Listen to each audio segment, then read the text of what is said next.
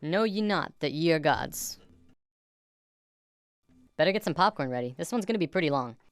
What we're going to be talking about today is something that will be very important in the next few lessons. The topic is male and female energy. From there, we'll be talking about left brain and right brain, then the new children, and bring it full circle. Ready? Deep breath.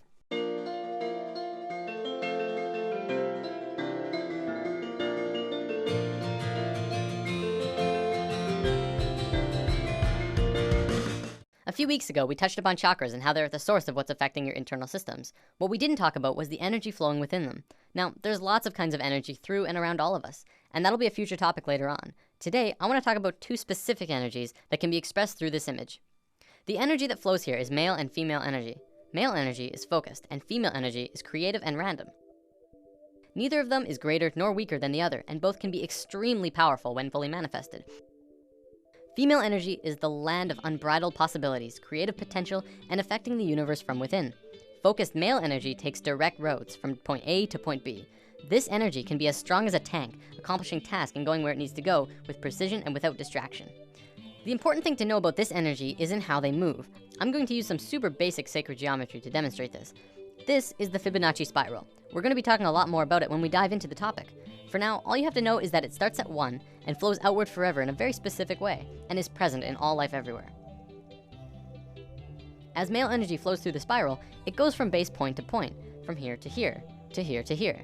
It doesn't curve, it just goes straight where it needs to be. Female energy, however, would flow in the actual spiral. It would go around, going in and around outside all of the lines, but still getting to the same or similar results. This is the graphic representation of how it flows, but it also acts in the same way. From this understanding, you can see how we use these energies in our lives.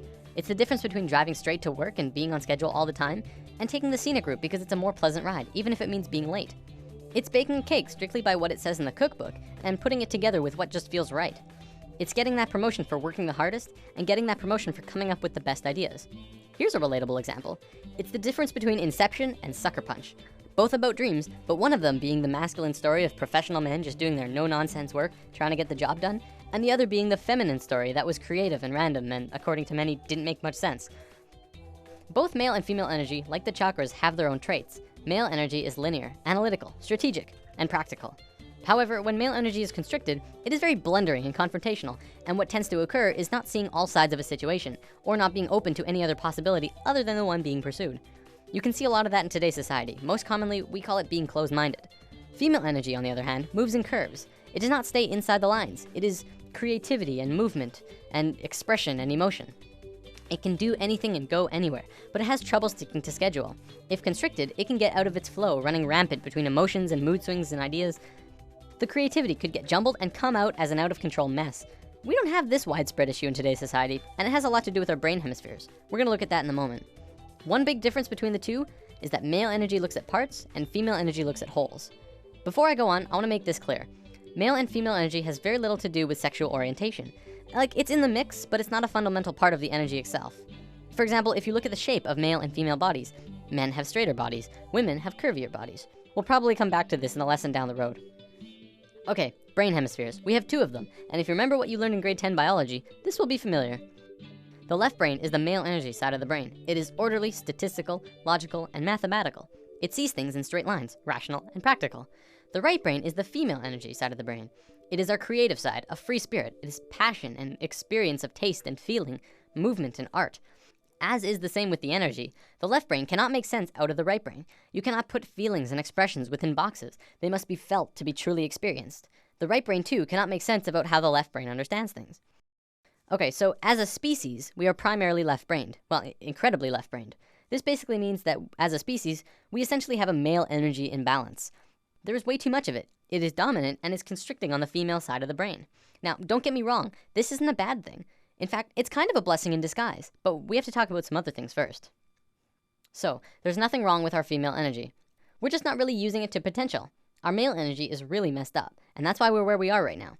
By where we are, I mean the economical, political, financial, religious, nuclear, dolphin and bee killing global war crisis.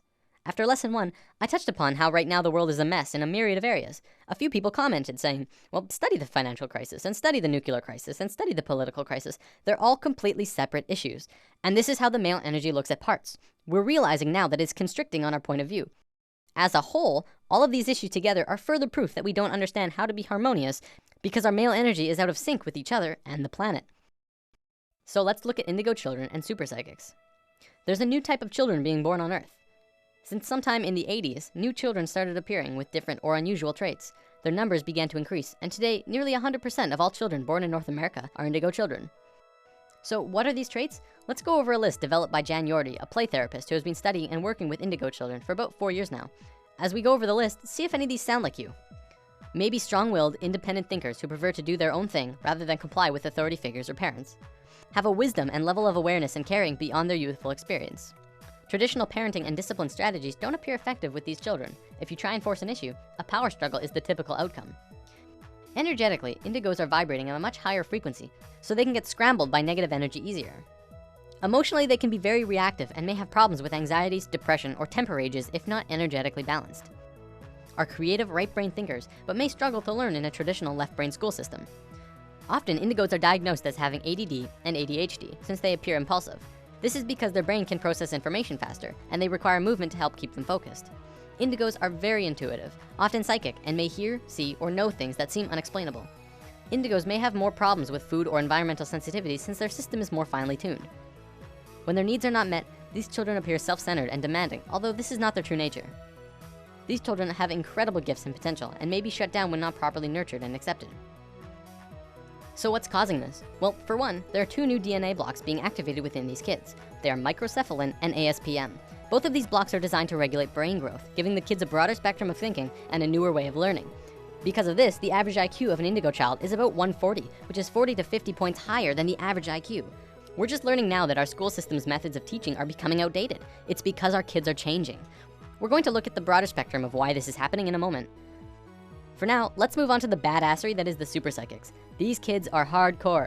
They can do anything, literally. Some can move solid objects through walls with their minds. Some are blind, yet they can see everything around them from a myriad of different screens within their head.